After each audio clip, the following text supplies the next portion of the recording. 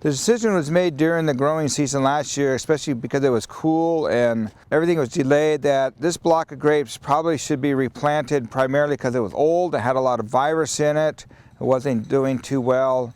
And so that starts the ball rolling and trying to figure out a plan of vines that we want to have here, preparing the soil.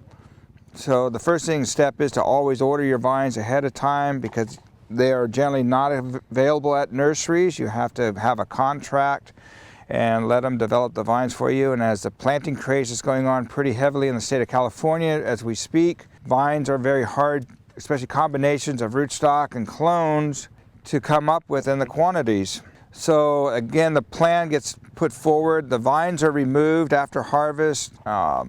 Depending on the weather, the soil is prepared. We put in a lot of compost, a lot of gypsum and limestone as soil amendments on this particular site. And then there was a lot of drainage put in here to remove the water from the subsurface and have it drain out to a sump. So that way in the springtime, when we don't want that excessive water in the profile, it's being pulled away and pumped down the ditch. So there's a lot of pre-planting. The type of trellis here is VSP, vertical shoot positioned, and the spacing is 4 by 6, 4 foot between the vines and 6 feet between our planted rows. So that's approximately 1,800 vines per acre.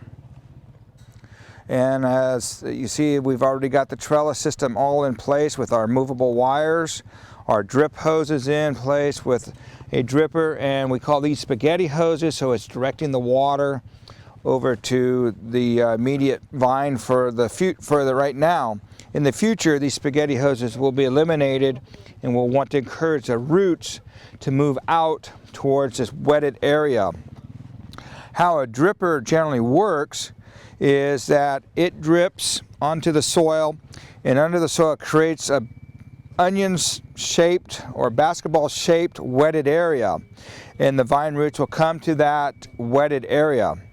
But because we're trying to get a lot of soil wetted at one time for the pre-planting, you can see there's a pretty wet strip that follows down the vine rows right now because of the excessive water we put on to get to this point. But we wanted to make sure we had plenty of moisture available to ensure, especially with this kind of weather, it's perfect for planting.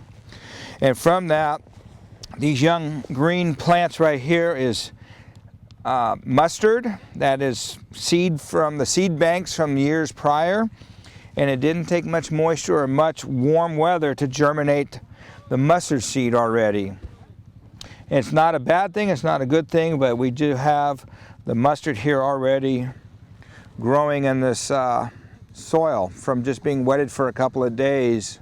So once we're done planting here, we're going to go ahead and prepare a seed bed and plant an actual cover crop down the row middles.